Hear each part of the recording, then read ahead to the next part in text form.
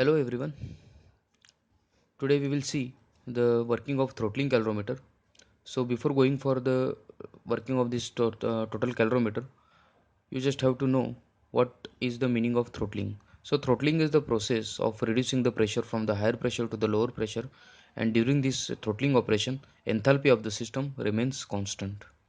So in the construction of this throttling calorimeter, it consists of the throttle valve, pressure gauge, sampling tube, thermometer and manometer. Manometer is used for the measurement of the pressure after throttling, that is in this calorimeter. That is it measures the height of the water column, and with that height we can measure the pressure, that is by means of rho gh. We know the equation of the rho gh for the pressure, that is the pressure is directly proportional to height. That's why the manometer gives the output pressure. Okay. So in this working, the steam taken from the steam mains via this sampling pipe, that is a sample of steam taken from this sampling tube, and at that time before throttling the pressure has been measured by means of this particular pressure gauge, that is the pressure P1. So after throttling pressure becomes P2, that pressure can be measured by means of this manometer, and steam is collected at the bottom and connected to the barrel calorimeter, where we can measure the mass of that particular steam at the barrel calorimeter by means of weighing machine. So this is the simple operation of this throttling calorimeter. That is the only throttle valve is in the main area of concentration in this calorimeter. So throttle valve gives the pressure reduces the pressure of that is the P1 to the P2, that is the lower pressure, and this is the highest pressure or higher pressure. Okay. So this is the HS diagram for this working of throttling calorimeter. That is the at point 1, this is the liquid plus vapor region inside this particular dome area, and at that point 1 it is having some dryness fraction. So for the measurement of dryness fraction, this whole throttling calorimeter process is carried out. Okay. So at pressure P1, that is the higher pressure, at that point the P1 and this is the lower pressure P2, and this is the process of throttling from 1 to 2 at constant enthalpy. Okay. So enthalpy before throttling, enthalpy after throttling, if we equate these two enthalpies, that is the enthalpy at point 1 and enthalpy at point 2, we can get the value of X, that is the dryness fraction of this steam.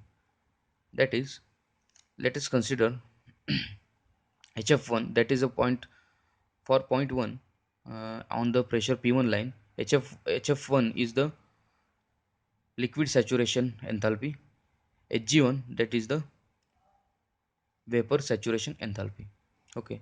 And for the point 2 on this pressure P2 line, HF2 is the liquid enthalpy, and Hg2 is the vapor, that is the dry vapor enthalpy. So point is at the superheated zone. And another thing is important in this particular working, that is the steam after throttling should be or must be inside the superheated zone. Okay. So that we can measure the value of X at this point. Otherwise it is very difficult to measure the enthalpy when whole the process is considered or carried out inside this dome only, that is 1 and 2. That's why point 1 is inside the dome, point 2 is the outside dome, so that we can, it is very easy to measure the enthalpy. Okay. So at that point 2, temperature is a T superheated, and it is having on this pressure line, this is having that saturated temperature also. So for the measurement of the enthalpy at this particular point, you just require to have to value of Hg2, that is Hg2 plus something superheated enthalpy, that is HF1, no, Hg2 plus CPS, that is the specific heat of the steam, and that is the temperature difference, that is Cp dt. Why mass is not considered? Because these values are taken Hg2, HF1, these values are taken from the steam table. Our steam table values are per kg, in units of per kg. So we are considering only the specific values of these enthalpies at point 2. Okay. So as we know, the throttling process gives the enthalpy constant, that is the enthalpy at point 1 is equal to enthalpy at point 2. Hence hf1 plus x hfg is equal to hg2 plus cps T superheated minus T saturated. And hfg, because this is inside the liquid plus vapor zone, and at that point it is having some latent heat, so that to reach up to the dry saturated level and or up to superheated level. So it is with this, at that point it is having the dryness fraction value of x. So x has been multiplied with this hfg, so that we get the fraction of this latent heat. So that hf1 plus this fraction of latent heat is equal to the enthalpy at this particular point, and that enthalpy is equal to the enthalpy at point 2. Okay, so this will be the simple working and simple explanation also. And with that formula or with that equation, that is the heat balance equation, we can get the value of x. That is the our ultimate goal. Okay, thanks for watching. Thank you.